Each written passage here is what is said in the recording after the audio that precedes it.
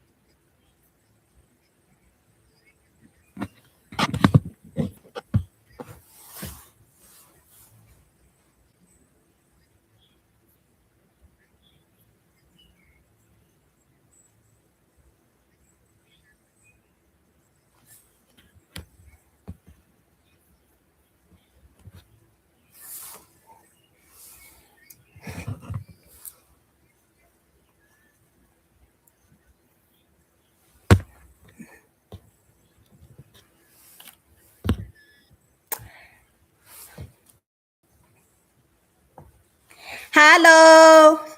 Hello, people. I'm good. Bana street Caesar wiki, primary school, secondary school, university. Muri bulala.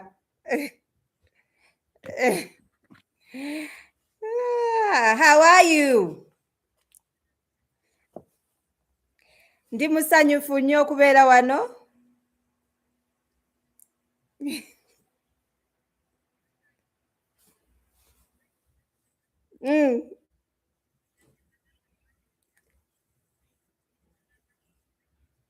Wanji mama.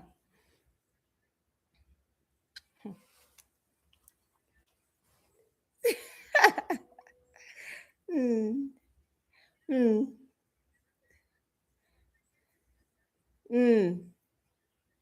Kubyoge. Mm. Bansonyiwe. Ekyaliwo kati because olaba abafolowa bo kye baŋŋamba bo baŋŋamba mbu nabagamba ngenda beerako enkya bannaye eyo statement nga sigijjukira. Yeah, so what happened, jjukira kati nze saali live nali simanyi kati olunaku luyitawo. I think they kept calling my personal assistant and the fact that yamanya nti ndi busy she didn't bother. So what happens, yesterday mbeera ne mastermind meeting ey'abantu bange abali under my mentorship nga that lady Mirebe Habo pays nga asasula alemerako abere part of the mastermind meeting. So she pays and she comes and she tells me kochane chindese wano ng'ebyokusoma obitadde ebbali wayina obeera ku live ya Wikibeddings nemwa wangi naliyo nzijukira naliyo. My dear, twakunoonyeza ne tukunoonya nga tetukulaba kati mukwano oba okkiriza oba tokkiriza funa olunaku obeereko. Kati yabadde ngamba yesterday ku ssaawa 9 nemuga session etandika ssaawa 8. How can I be live? Abantu bange abaklasi mbaleke. So nemugamba what I'm going to do for you followers, kantetenkanye Sunday nfumbe nga bukyali family yange ngitetenkanye at least mbaweeyo kakiro mo. But dear mutusonyiwe.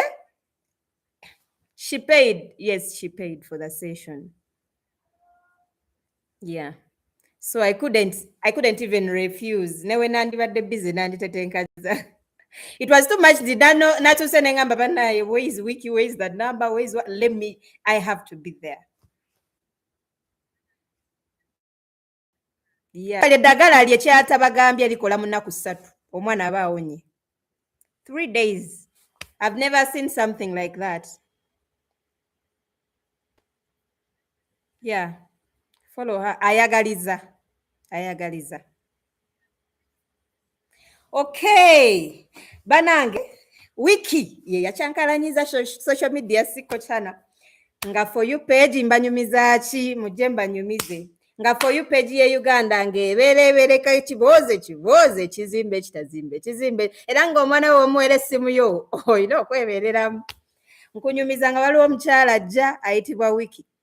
Tumumanyi nga Wiki atunda beddings e Kampala wano Central n'emirirwano ng'aleeta challenge eyitibwa 5x6 gye tuyita 5x5 naye ng'eri 5x5 with Wiki nga tubukira challenge abatapostingaho nga bapostinga nga challenge ya 5 videos mu nnaku 5 nakulabidde w'essimu nze nina Android nkoze etya nze banaye netya nze etya kamera abantu nga tebaripostinga ekyabadde ku street for you page nagiwamba ne tuwona emboozi ezitazimba ne tulabira abantu era ne tuwagira bannaye mbabuuzaako mu comment section muŋŋambe bannange tusainza okulaba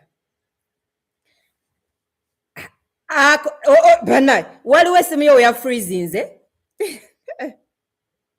waliwo essimu yo ya freezinze repost. And I clearly saw it that the lady can no longer repost. But people kept saying, watch it yange. I was like, we don't pay. Akonsaba nkogereko. But dear, yes, we are promoting Wikibeddings. Naye kati njagala ogabe kuguni. Nsaba ofuneyo kyogabe saawa eno. Njagala labo baba na Uganda tuli soba.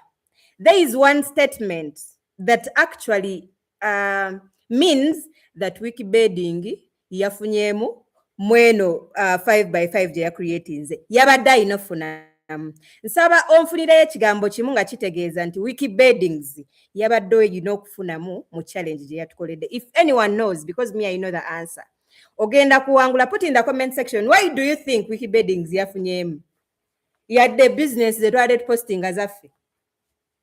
Ani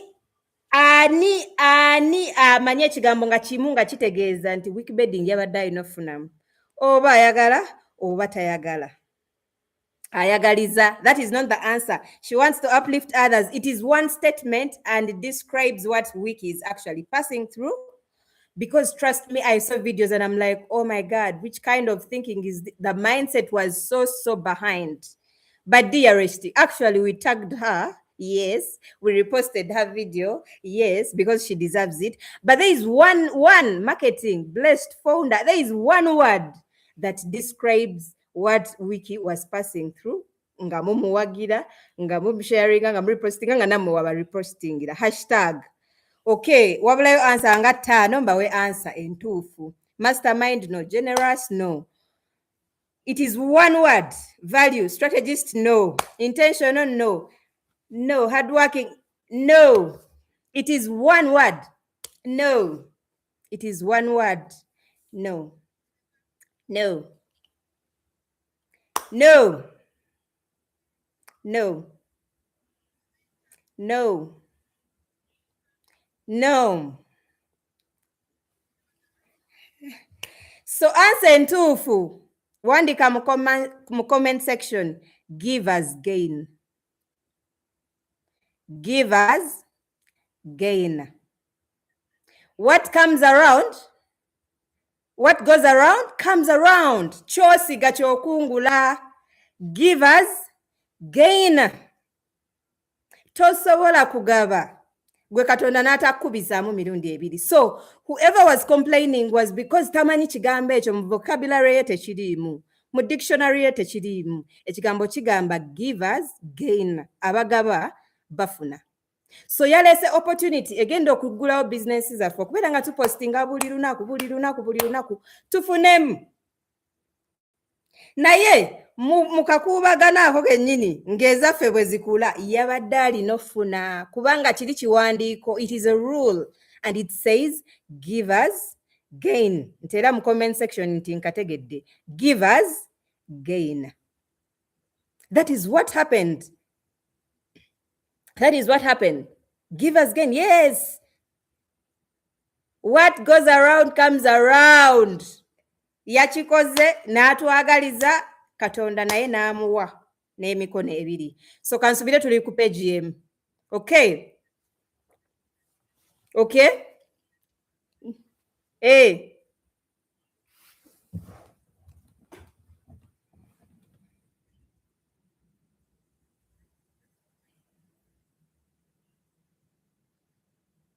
Okay, so ekiso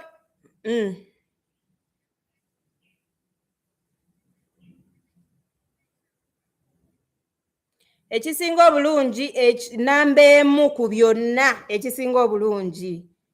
You made us do the hardest thing in this world. I would tell you a story. 50% of businesses zifiira mitwe gyaffe. We have the ideas in our head. Njagala ntandika kapotiki, njagala ntandika okutunda obutunda, njagala nteeke ebimuli ku kyalo. Zifiira mu mutwe, tozikoze. That is 50% of the business ideas zifiira mu mutwe. So what happens? Kyewatuyigiriza in regards to that is we took actions, mama. We got those ideas from the head. Ngenda tandika okukola social media. Ngenda business yange gipromotinga. Ngenda gipromotinga. We've been procrastinating. So what you did, you pushed us. Waliyo ka story kenjagala obbanyumiza nti waliwo omwami yali atya okubuuka. Nga bwe banakuteeka ku height ne bagamba buuka okkirire. So nga buli bwayagala obuuka omutima nga gufa agamba bannaye ebigaanyi nga mugamba buuka. It's not so fun. Ne bamugamba ebigambo byonna buli omu namumotivate nga amuzeemu amaanyi. Gayi teyabuuka. What happened? That person n'akwata omuguwa n'agumusibamu n'amugamba, so what is going to happen? When counting at 3 ngenda kusukuma obuuke ogweri, but you're not going to get any problem. So katinga naye abalira mutima n'abala 1 2 3 we yatuka ku 3 the guy ne bakasuka omuguwa n'abuuka n'atuuka wansi teyafuna buzibu yadde n'obwo naye ng'omutima gukuba nnyo n'agamba okimanyi mbuuse sina kyembadde byonna ebimubadde mu mutwe nga buli kaseera abeera yeeraliikirira nga byonna bibadde birooto yabuuka. So that is what exactly you did for us. You pushed us. We failed to post on social media. You pushed us. Oshitegeera. You made that business get from our heads. the business idea you're posting on social media. We've had how people have succeeded when it comes to social media. We have ended up not posting, and Wiki came and pushed us. That is one lesson. And tewali kintu kyonna kiyinza comparingibwa muntu atandise twatandika. So okusinziira ku kulaba okwange kiki kyendaba ekibulamu. By the way, Wiki tetukubanja. Like, see, you're not responsible for our business's growth. Si gwe nanyini CEO tetukusasula nti oyina partnerships mu businesses zaffe, or just oyina mutima gwagaliza. So n'okufaayo ennyo oleete bano abantu ab'enjawulo babeere ku social media bayamba abantu bano. Mutima gw'omulungi guli gwe tugambye ogwa givers gain, nti Katonda naye amala n'akola ki? N'akuwa. Okitegeera? So todaawo n'ogamba bannaayo oba kikyembuzaamu. No, you've done it all. Girl, you've done it all. You've shaken the entrepreneur world of Uganda. Yes, you've done it. Waliwo nawulidde akuyombesa nasese nagamba challenge because yalabye nga street oziwambye oba edda zibi basinga okunyumirawo. And I'm like, yes, actually you're right to be bitter. Girl has raised the bar. Okitegeera? So mukwano tetukubanja era tobeeraawo omutima gwo n'ogamba banaye waliwo ekyabulamu wabikola. So ekirala kye tuyinza okugamba apart from Wiki ng'akoze party ye kiki, Ugandans, we don't know our personalities, and I want us to create time today to bisomeko. Personalities zo kansuubire mu bye tugenda osoma leero ogenda mmanya wa woogwa. Weebuuze lwaki njogera nnyo kino, lwaki nsaba kino, lwaki nsuubira kino. Tugenda kusoma ku personality yo nga tugenda sinziira ku ngeri gy'obadde opostingamu mu nnaku 5. Ekisookera ddala, ladies and gentlemen, allow me announce that this is the graduation day of the faculty of 5x5 with lecturer Wiki. So my question is, if you are on this live and you'd never posted one video in the previous 5 days, my dear, you're not a graduate. So can I see the graduates in the comment section? If you posted, even if it's one video, keep saying, I'm a graduate, I'm a graduate. Tulabe betutikidde olunaku olwaleero, leero matikkira gammwe. Nga lecturer Wiki yaliwo ayambadde ejjaalo lye. Graduate Apple tukulaba, Glitz Events tukulaba. Yes, the graduates, we can't see you. Yes, congratulations,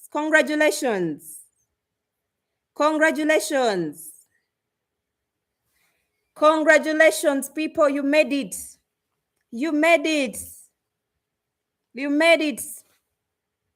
Congratulations.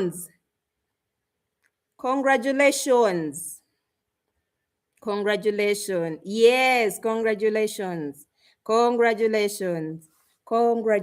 people.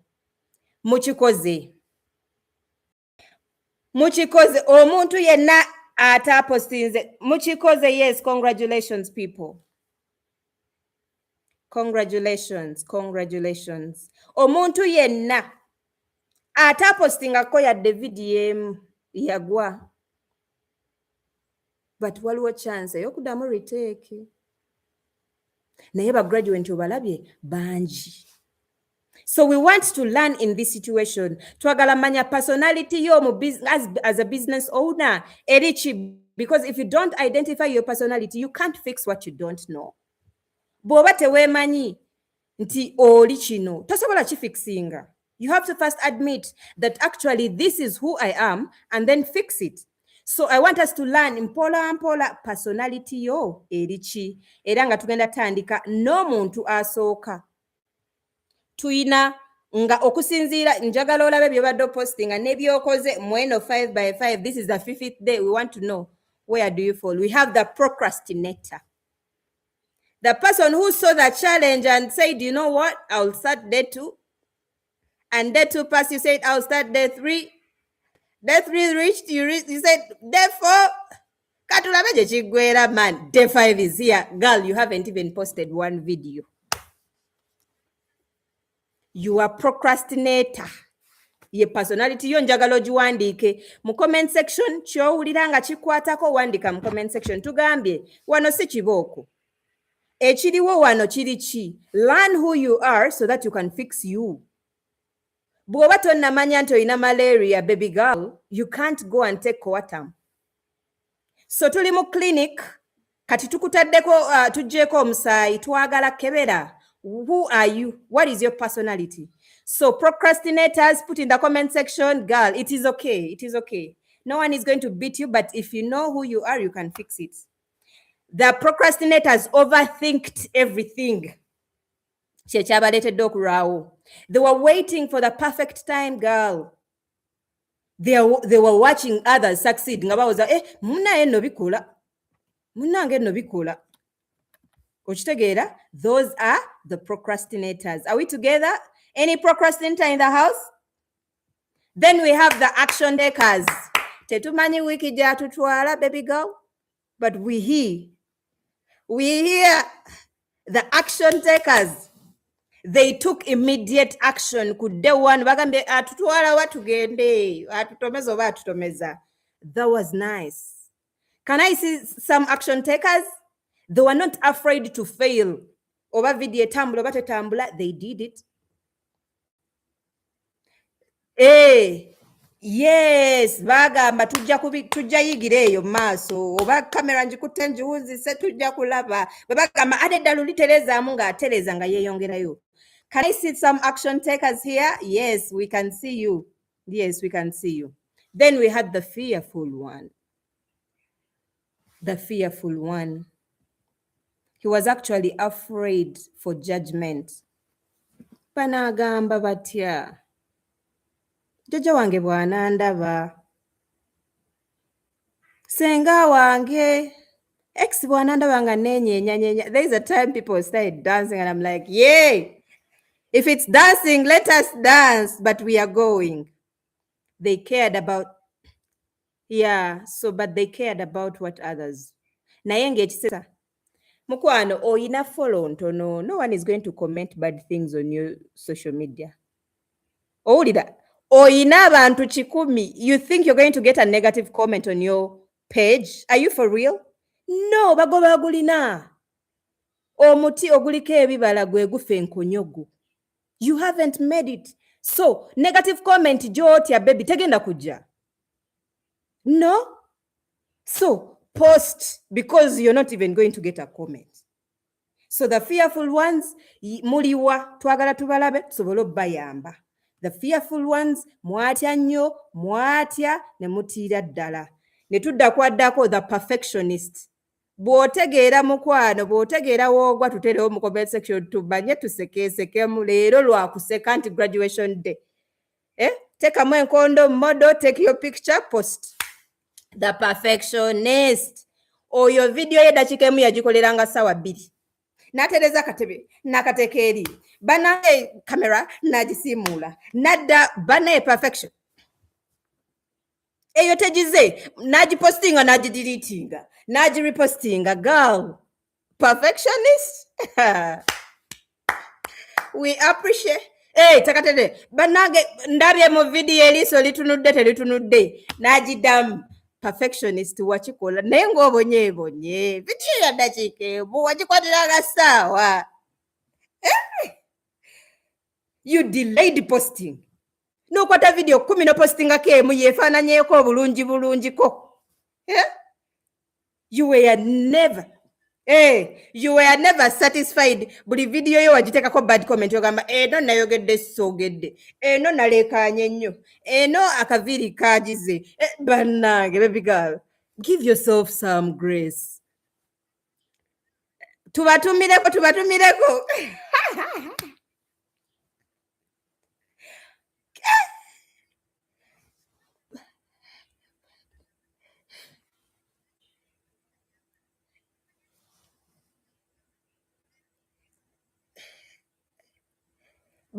perfectionist tubatumiddeko baddiyo omulimu mwakoze okimanyi mwakoze video ezisinga ku zaffe kubanga obedda mukushutinga nemuddamu kati wenkolera ebo gweokoze 10 tubaaniriza nnyo ku graduation yaffe era tuwabuubirako bakosha tubawuubirako mu bitiibwa ebyenjawulo. Perfectionist, you delayed posting, you delayed everything, you were never satisfied. Subi olabika nawe oli perfectionist ng'oseka nnyo weesekerera olabika oli perfectionist. So let us keep going. Perfectionist mu comment section sibalaba. Yeah, they know we are not judging anyone. Just laugh it out and we go. We had, Then we had the consistent builder. They showed up daily. I saw some people they are even exceeding the five videos. Waliwo yagamba bannange nasuze siri waka ntuuka saa 8 kati ngenda okola video kanjikwatire ku street kubanga bwe neba kagenda zukuka 5 girl. The consistent builders mubakubireko mu ngalo. They made the 5 videos every day, minimum 5 videos every day, 5 days. No one we tuli ku graduation eyokutaano yawedde dda. Can we see the consistent builders? Babalaba, lecturer abalaba.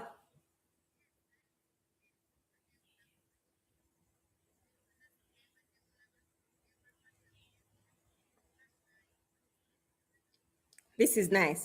So tugende ku excuse maker.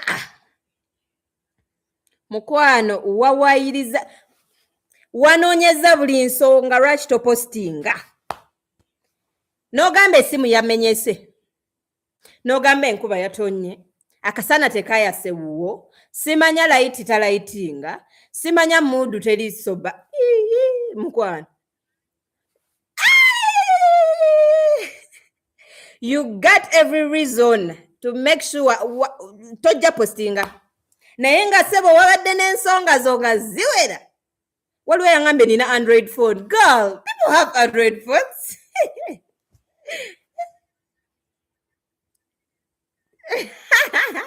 Bakusanywa biki? 24 hours bakusanywa biki? Excuse maker baby. Tukutumiddeko mu bitiibwa ebyenjawulo. Yeah, let us laugh it out. Say your personality and let us laugh it out. We have the silent watchers. You know everyone who made 10 plus videos. You know everyone who didn't post, who posted, who tagged. I remember people were in the comments saying, oh no, 5 by 5. I'm like, yeah, you guys, you were silent and you never posted. You were watching everything. You know what happened. You've been on the live for 5 days, but you never even posted. Like, nakamuwekat. Gwoliwo kulaba buli. Azimanyi. Teyawagidde. Teya commentinze. Teya repostinze. Naye amanyi buli ekyagenze maaso. Teyawagidde. Teya commentinze. Teya repostinze. Silent watcher yasirise. Naye amanyi buli kigenda maaso ku mukutu guno. Ogwa 5 times 5. Badia oyo alabika tajja kweyogera mu comment section. Naye nga okitegedde, that is who you are. So those are the personalities we have, and please let us know. Ogwawa.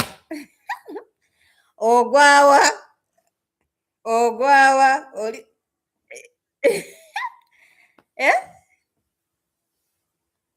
Oli mu bano please repost me. Hey.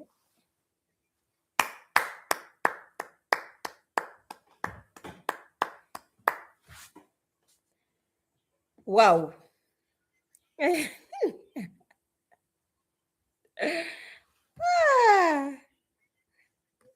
Hey.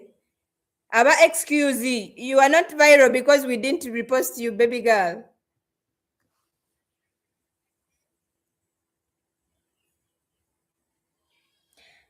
Wow. Thank you very much. And this shows,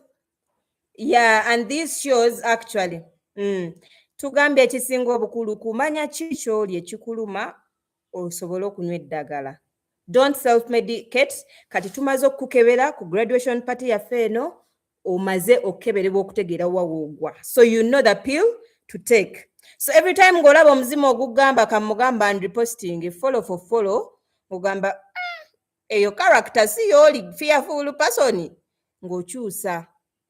Every time you keep saying empewo nga mpulira ng'ejjirira, excuse maker, okitegeera ekintu ekyo ng'ogamba ogwo muzimu gwa excuse gukomyewo. So muzimu ogukutawaanya ogwo ogutegedde gumerere eddagala, beera mukambwe nnyo, buli we gujja ogambe excuse, go away from me, I'm going to do it, if I die, I die. Yes. So ngozimaze bane business owners, if you have a character of a perfectionist, you can't be a good entrepreneur. I repeat that. If you have omwoyo gwa perfectionist, you can't win as an entrepreneur. Why? Because you have to let others lead. You can't be the sweeper, the mopper, the mukanzi wa chapati, the CEO, the one who markets, the one who closes everything. No, you have to get a position. But while to business, we have 3 levels. We have the CEO, who is the top person. We have the manager, who manages what the CEO puts in place. And we have the technician. And that is the person atunde ebintu mu dduuka. Bw'aba wa bakery, you're baking. So gwawa, you can't be 3 in 1 unless you're ng'oli self-employed. And one of the hardest things is being self-employed. So you have to change. What is your position? Are you the top CEO or you're the technician in wansi? Chitegeza, if you're the CEO, gwe oba olowoleza mu future. That is what we told you. Oba olowoleza mu future. Customer eyazedda takukwatako. Akukwatako yoli atanajja. Where is the next gig coming from? What is the next? Where is the next business coming from? Oyo ye CEO. Nti CEO, tudonda positions zaffe kati tutegedde. Twetaaga positions 3 mu business ebere successful. Tugambye tuyina CEO. Ye muloosi ate yakolera mu future. So ino tula wano n'agamba kati bwe nnaatandika social media kijja kukola. Naye social media eyo ngitandike ntya? Nti kangende ku TikTok 5x5 tukole 5 videos for 5 days tumale tuongereyo. Oyo aloose ye CEO. Era abadde ayite wa wiki n'akalaba. So what happens? Agenda kiwandiika wansi akireetere manager wa business. Amugambe wategedde ekiriwo? Our business is going to post 5 days, 5 videos every day. So the manager is going to put in action to make sure, because ye manager akola mu present. Akola mu present. Yeah. Febasi. Kati njagala kuddamu oyina okufuna woogwa. You can't be 3 in 1. If you're 3 in 1, it means you have to choose Monday I'm A, Tuesday I'm B. So you can't be 3 in 1 for the rest of your life. Let me give you an example before I go back, because nino kaddamu until you kategeera. Waliwo personalities. Wetubanga any fat person here who is proud of themselves. Ngoli munene. Anyone who is proud of themselves. Yes, do. So what happens when you're fat? Waliwo wotuuka n'ogamba njagala kusalamu. So bw'oba oyagala kusalamu, obwongo buba waggulu. Wabaawo omuntu akuyingidde tumuyita slim babe aba akuyingidde ng'owulira you want to be slim, you want to, oba owulira nga buli lugoye olwagala awo n'ogula bu gym fit n'ogenda n'osasula gym biki, something in you wants to cut down. So the slim babe is winning. So what happens? Wotuuka, remember kati ensi etegedde slim atuwangudde, tukoze tutya? The fat babe has to actually fight and make sure they conquer the slim babe. So day 1 bagenda kukkiriza owininge, ojagenda mu gym, ogulevo outfit, ogende ku session y'esooka.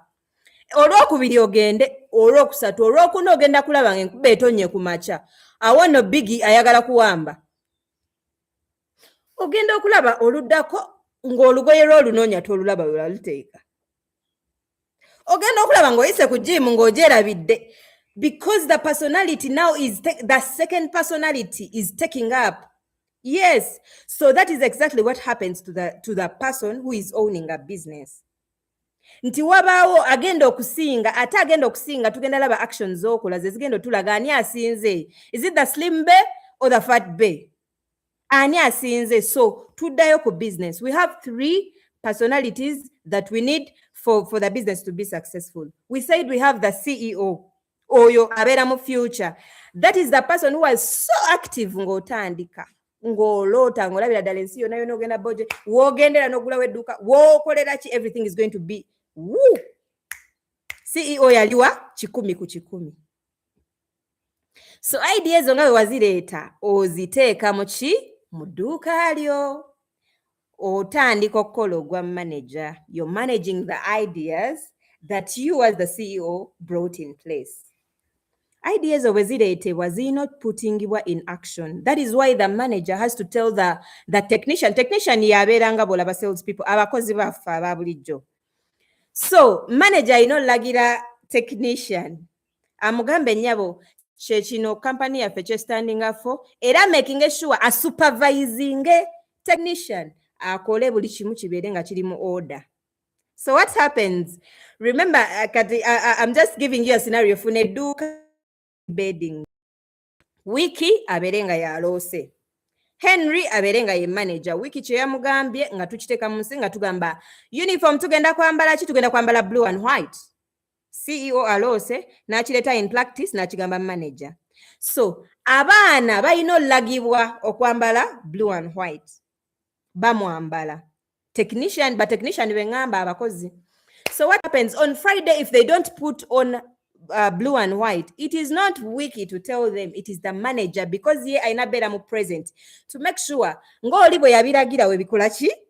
Bwe biri era bwe bikolebwa we bitwambula, kubanga jjukira alina babize ng'alowooza mu future kyekiddako.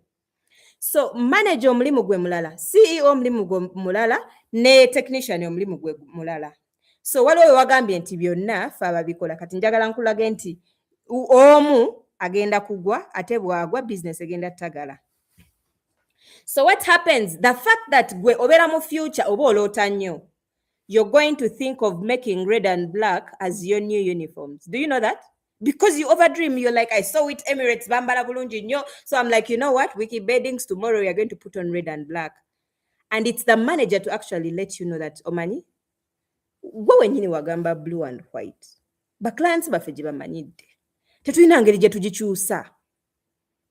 Kuba gwe weerabidde ensonga lwaki? Because oloota nnyo. Remember, you have to be in the future. Oloota. So there is someone who is supposed to be letting you know, nyabo, stop. Ye manager. Then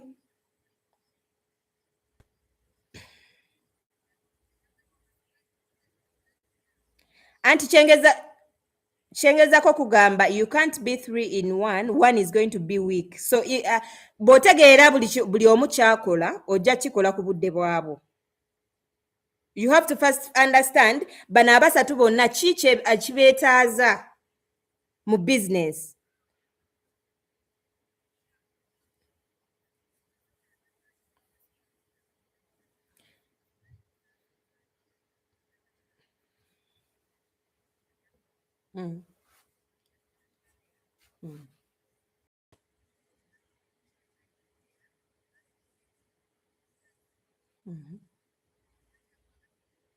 Aba CEO, yes.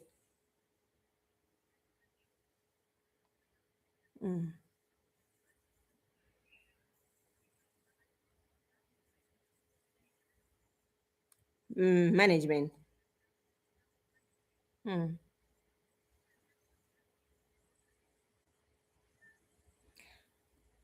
Yes, amala atunze abantu technician.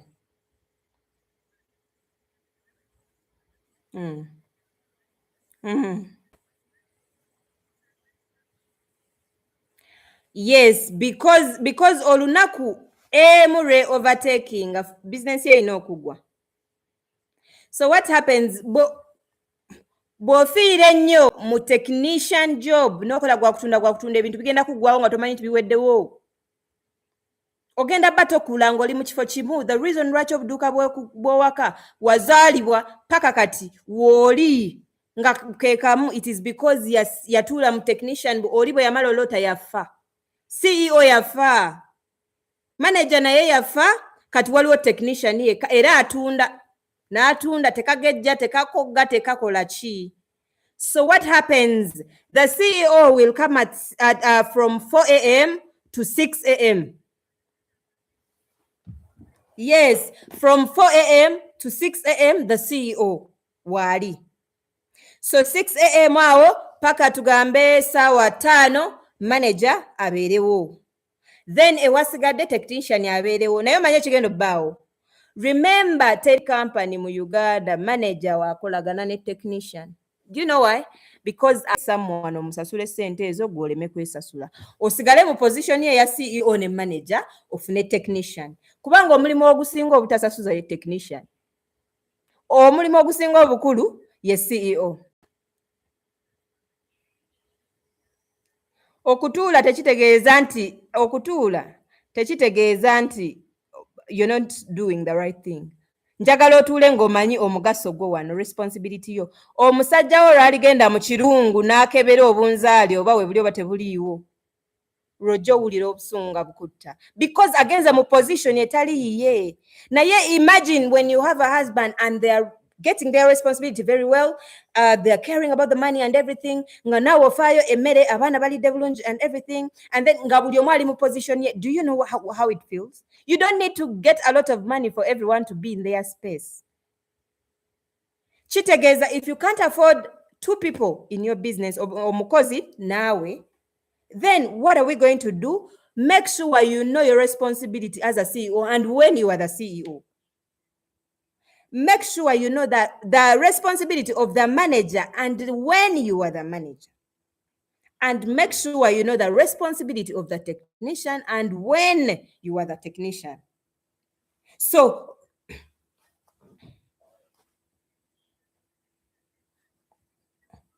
kyekyo kyennyini awo CEO yalina okukola, omukozi taliiwo tetulina mukozi. CEO wabaawo tetuba na manager. Yes, exactly. Ndi mukuloota. Kubanga manager nkugambye CEO obeera mu future. So you must be dreaming. Togenda tubuleetera kipya kye twetaaga mu bizinensi zaffe ng'oli bizi otunda bitengi. So togenda kuyiiya. So nga bwe tumala eno challenge twagala kumanya obadde onyeenya ekiwato ne business ng'owanika gundi. Position ye eri ki? Are you the CEO now? So kitegeeza gwagenda tuwa challenge empya wiki waatali kuzzaamu maanyi. Gwe nga CEO gwagenda oloota the new challenges we are going to take over. What are the technicians going to do? You can't do videos from 4 a.m. to 4 p.m. if you're the CEO. But the technician can actually do that. Kuba kyekimusasuza. So kati gwe bw'oba oli 3 in 1 kitegeeza you can't do that. Twagala tulabe 4 a.m. to 6 a.m. oli CEO oli mu kulowooza bipya bijja. Then wali ne tukulaba ng'opostingako video because you are doing the technical work of the business.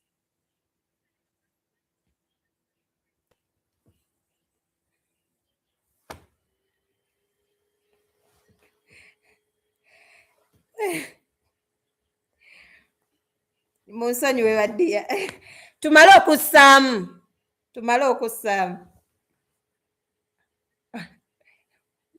Yeah. Yeah.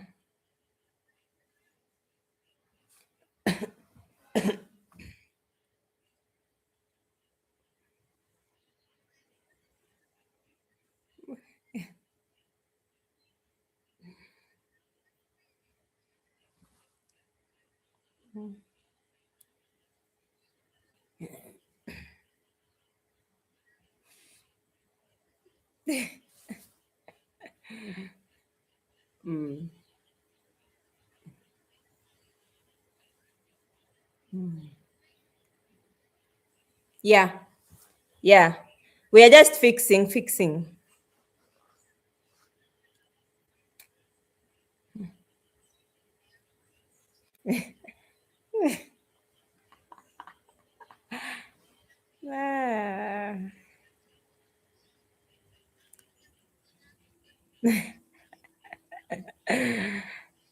wabula bannaye waya zigase.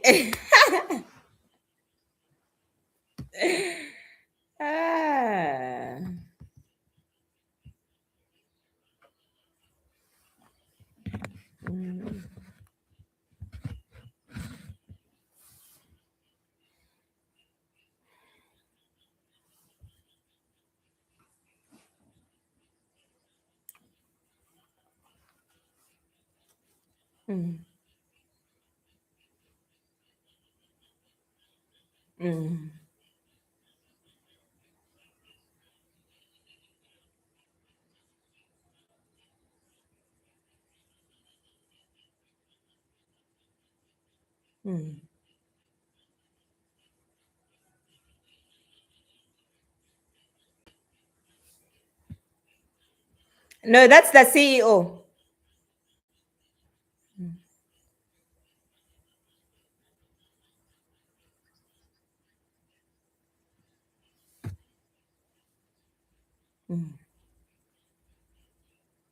So are you the only one in the business?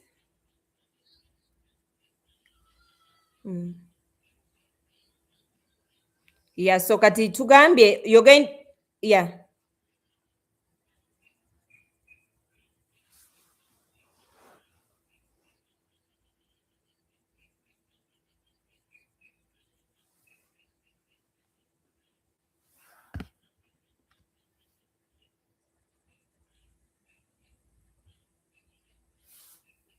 Okay.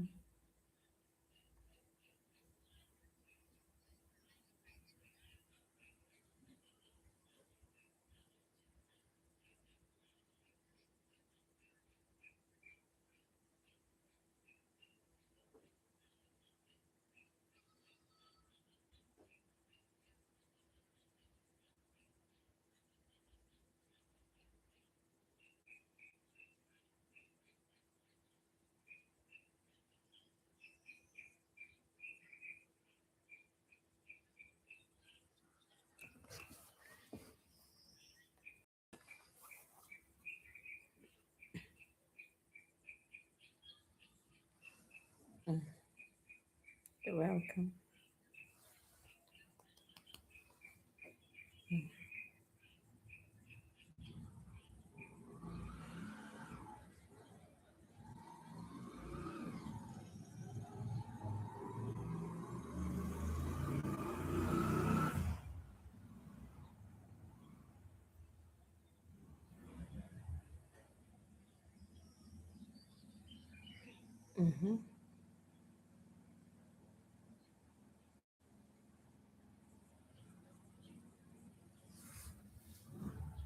Roll.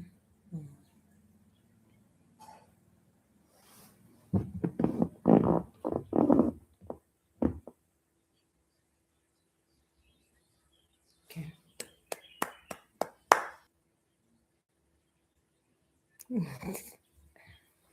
Okay, so akanyomera akaddako nga tuvudde mu disorganizing obwongo bw'aba business owner. Tudde akanyomera akaddako baddiya badde nsaba tuddemu tusharinge tutapinge screen tufollowinge omukyala Wiki Beddings. Please do that. Okay, tumale okikuba tuzzeeko akanyomera akaddako bagraduate babategeere nti kituufu baayise mweyise mu magandula gammwe. Someone is saying they need a recap.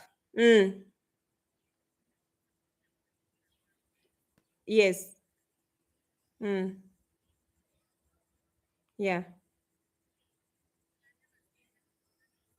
Okay.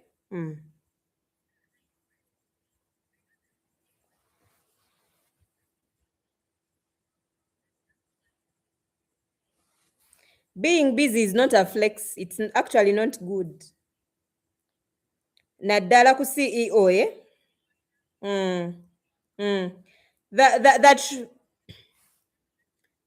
The truth is omuntu atalina kubeera busy ennyo ye CEO wa business, because teri good idea ejjanga oli busy, ekyo tebakikulimba. mwenna babadde bize ndoza mukimanyi bizinensi zonna out of experience am Uganda's #1 financial and business coach. Business zigwa muli bize.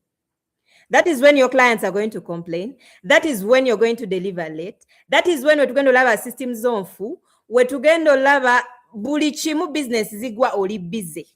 So gwe okubeerawo nga busy, you're going to respond to us late. I ordered in the morning, by evening I haven't seen and you think you're good. By the way, oli mukugwa. Because nze bulijjo nkulaba nga nkwegomba naye nzizeemu message yange ogizeemu after 10 days business zigwa muli busy. So gwe okwewaana ndi busy, it might be affecting you. Ate omuntu atalina nnyo kubeera busy ye CEO kubanga ye kyakozesa tuulu ye yawa wano. No one gets good ideas nga tawumuddeemu. That is why abagagga bafunamu ka vacation n'agenda wiiki emu abeereko idle. Boredom is good for every entrepreneur. Era omulina ofunamu ka break.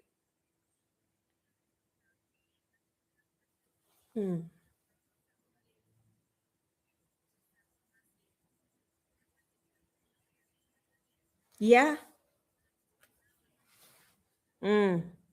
Era abantu idea ezajja nga Museveni ajjeko internet tozimanyi muwendo because you were bored. When you're bored obwongo bubeera wolabira nabbubi bulijjo gotalaba. Yes. Omanyi omukozi bw'agenda ewaka we watereera anti we bamanya nti emirawo gyaggwako amasowaani bulijjo gayatika amagiraasi tewali. Now the person is bored and attentive. So meaning when you're very busy, things are actually falling apart and you don't know. Bagenda kusaba giraasi kozola zayatika.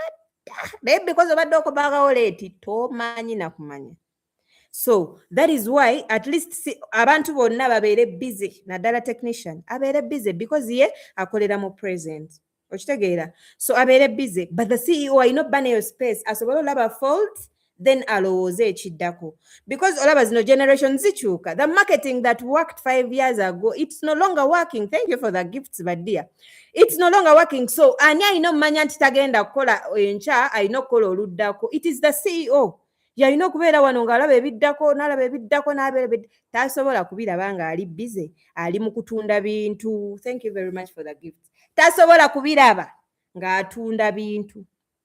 Naye bw'oba ng'oyimiridde nga toli busy nga banno bambuka bakkirira bw'olaba naye ono nga delivering late, naye ono nga aboggola mukko, naye ono nga abeera stressed. So you're fixing. When you're not busy, you're actually fixing so that ebituli tetubiraba ebya business. But trust me, how many business owners abali wano nga muli busy nga abantu babalinako complaints? Mpitirivu. Oyo nno ogenda muwagira naye nga alina bakasitoma bangi anaakuddira. You actually in that position bw'oba okola omulimu ogutali gugwo kati abalina if you know actually you can afford omukozi omulala. Waliwo abantu abasobola n'okukkiriza bakolera $2,000. You know very well you can afford someone who pays $2,000. Please pay that person. Akole delivery adde mugundi gwogenda olowooze business ekule. Nameddeko? Yes. You're losing. Yeah. Yes. Wiki kuliko kuna Yeah.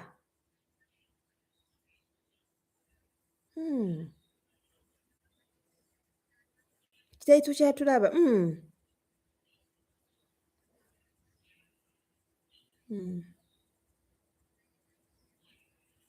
Yeah.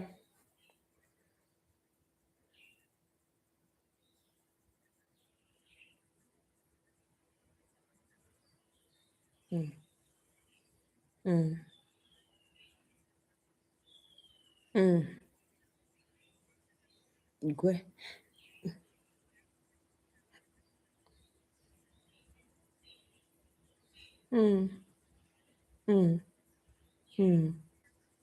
Tosobola malako.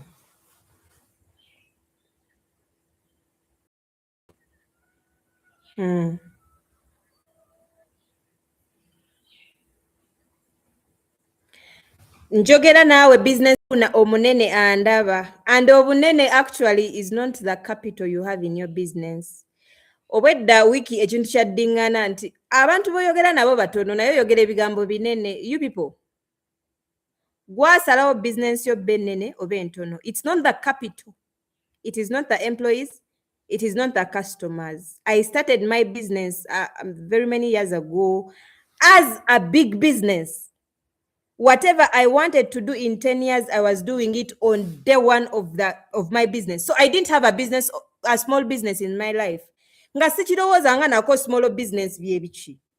So business nene zikola meetings n'abakozi. I was alone in my business and I was doing meetings every day. I have minutes because I had never mentioned my business as a small business. So whoever is here and you're a small business owner and you think you're a small business owner, you're actually doing yourself a disservice. Lowooza ng'omunene. Sikugambye nti genda weewole, sikugambye nti kola ki, naye buli wolowooza ng'omunene obwongo bwo bukulaakula. Obwongo bwo bukulaakula. Ogenda gamba siina kino nedda teweetaaga bba nakyo. Obwongo bwo bulowooze nti bizinensi yo gw'ogiraba nnene. Awo ideas zigenda kuba zijja ng'era okulira ku speed. So bo abakulu already abalinamu ku ssente capital weera bakasitoma babalina baddiya. Ladies and gentlemen, it's very hard to be at the top for 10 consecutive years. Please make sure your foundation is strong enough. Amalala tegayina gye gagenda kutwala. So gwe okugamba nti sijja bakwata nze era closing time and kundi time simanya nze oba toyagala bireke. You people, you are big.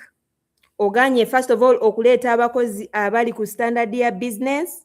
Oganye okusasulira abakozi bo training ko chanajja akole employee training. But you can afford it. Trust me, the people who are going to invest in it are going to be the top, and we are going to see you as if tobangako ku street. Waliwo business zemanyi bulungi nga myaka 15 emabega gyali zaakabi nga kati tetuzimanyi. Muzimanyi. It is because they are neglecting the small things. Banaye akantu ako kolaba akatono client ka complainingako. Big ne small ali wano. Akantu akatono kolaba client ka complaining kolaba nga akatono, it's actually affecting your business because client atasiimye omu alekaano singa client asanyuse nnyo. Because client asanyuse nnyo agambako omulala omu naye atasanyuse akola TikTok live.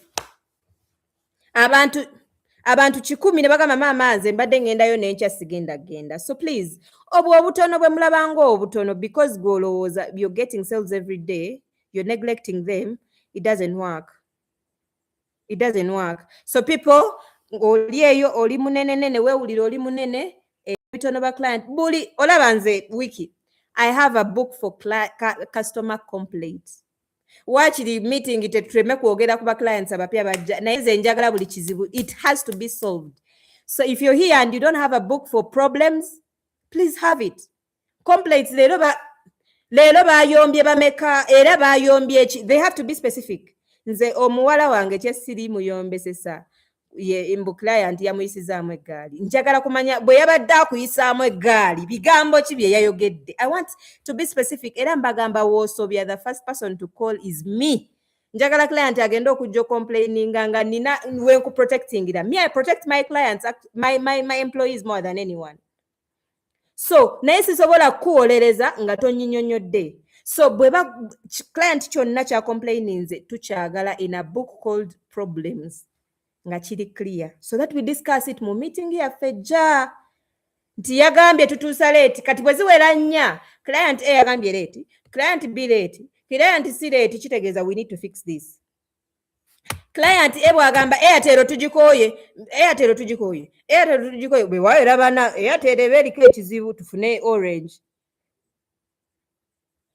So that we don't neglect ne akatono we kati nkugambye akatono ke kagenda okugejja.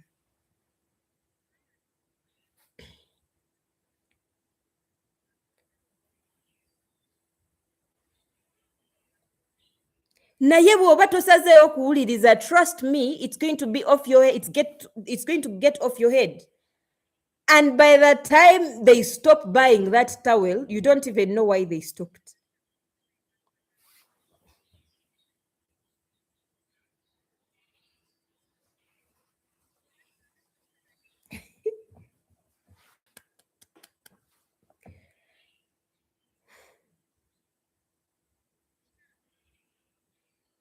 So kati small business owner ali eyo tobeerayo notuga oli small ekitabo kya complaint kyogamba tosobola kifuna exercise book ey'olukumi pick fair ogambe bannaye leero bayombye eki okiwandiike bayombye size ziba nnene nnyo kala tugula kala dizokka because that is what we fixed. Trust me, ebyo byotugamba ono munene bamurana bakurana.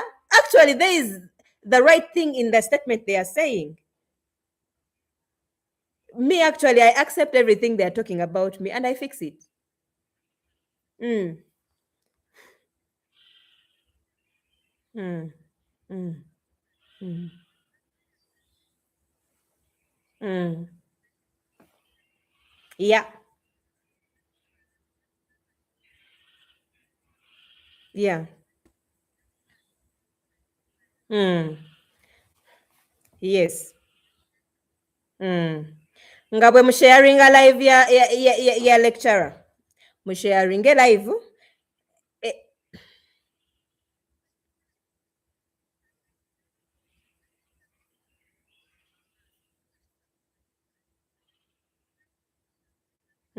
kiba tekisoboka. Mm. Mm.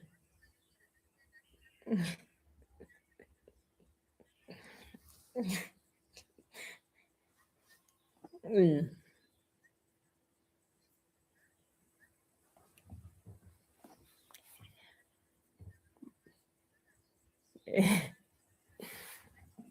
Mm.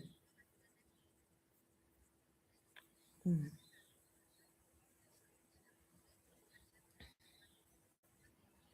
Mm. Ekirala, clients don't like apologies. No. They want something fixed. Ebyo byogamba bannayensonyiwa zige delivering like make sure you deliver. I don't care if your delivery guy is sick omukyala we yazadde, like clients don't like any reasoning you have, even if it's, I don't know, all they want is deliver my thing. Kola kye nkugambye. So gwe yalowooza nti ebigambo oyina bingi nnyo nti ogenda kumunnyonnyola ategeere, bw'anaaddamu n'akyogerako oluvannyuma lw'emyaka 3 lwojja okutegeera nti clients don't need apologies. They want solution, like fix it. Ekintu kyange kirina obuzibu, fix it. Zisori zo tezirina kye ziyamba, giteekewo naye ng'okimanyi tekoze. Because they don't, you know, giteekawo. So giteekawo bannaye, we are really sorry, we are a bit late, but let's see what to do and fix it. I have one of my people, one of my yakola ku mukolo gwa Kyabazinga. So yaŋŋamba akola ku ba clients abanene naye yali photographer. N'agamba waliwo omukolo gw'omunene gwe yagendako ne bafuna accident ne bagwa mu mwala ne kamera zonna. So akubira client amugamba we are really sorry, n'amuweereza video, nfunye ebisago biki n'abasaasira nnyo wayitawo essaawa eza. N'amubuuza muliwa, kubanga nze accident yo ereetera omukolo gwe ntegekedde emyaka 5 obutabaako video tekisoboka. So awo wennyini we yagwira mwala we yalina ofuna a person agenda okutuulamu. Kamera bazitumye okuva e Uganda zituukewo, fix it. Kati mmwe abajjako amasimu mbwajja kitegeera nagudde mwala wano wakulemye. I want you to put it in your head, clients don't need apologies. Clients don't need explanations. Ebyo mubinnyonnyole bakyala bammwe, naluddeyo simanye emmotoka neefa bwe yafudde neeweta. Clients don't take on those things.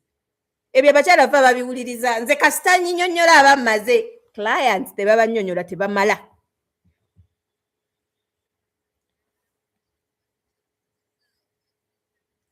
Kati ebyo byetugamba anti olaba tuli mu Black Friday ojja tutegeera otya waki wagitaddewo nga tosobola tusaavinga.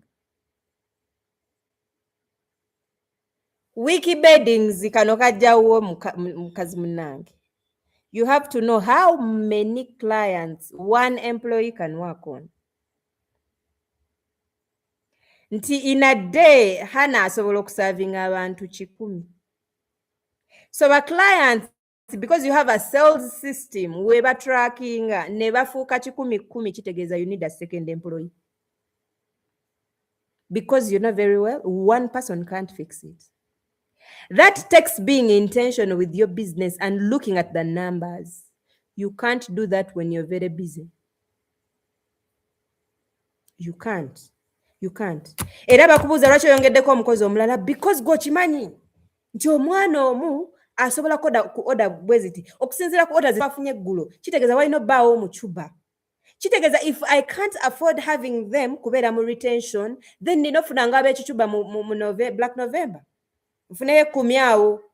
Bano aba errands runner babeerako nga baagala mirimu. Jangu okolerewo wiki beddings 10 days. After that day wammwe ffe tukusasula ezo ennaku zonna z'okoze. It's because you are attentive and you're noticing every detail of that business. That is what makes people stay at the top. Tagenda. Because obwongo bwebu overwhelming, bwebu getting overwhelmed, you stop operation. So what you do, omanyi kati abakozi bamwe obeera omucomplaining kyakola atuuka nga takyalina kyakola. Kati n'akalungi kabadde akola n'akajjawo. Why? Because you're not understanding that I can't exceed 50 people benkolako. Gwowoza mulino kikola. Leero muzuukuka 10 baby girl. Sente z'ofuna waakiri zikendeereko but service ebeere ng'esigadde waggulu. Tuli ku mulamwa baddiya. Sibabuuza luli nabadde mbabuzizza. Muŋŋambawo ne mugamba bannange. Ffe tuli mu pittu tuwe waaka wa pittu. Tukyaliwo ku mulamwa.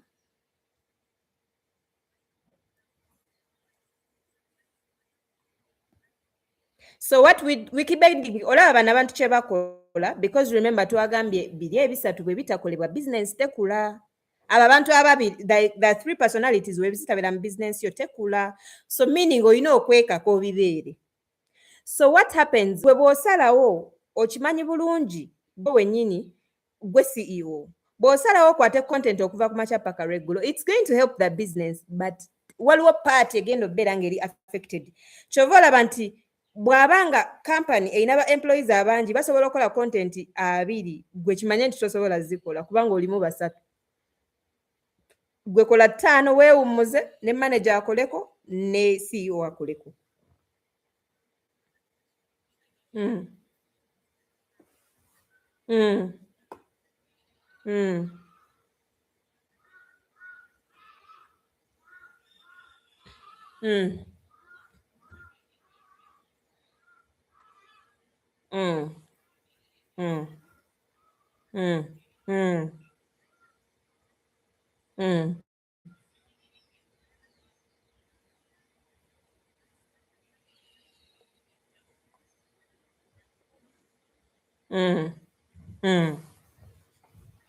That is the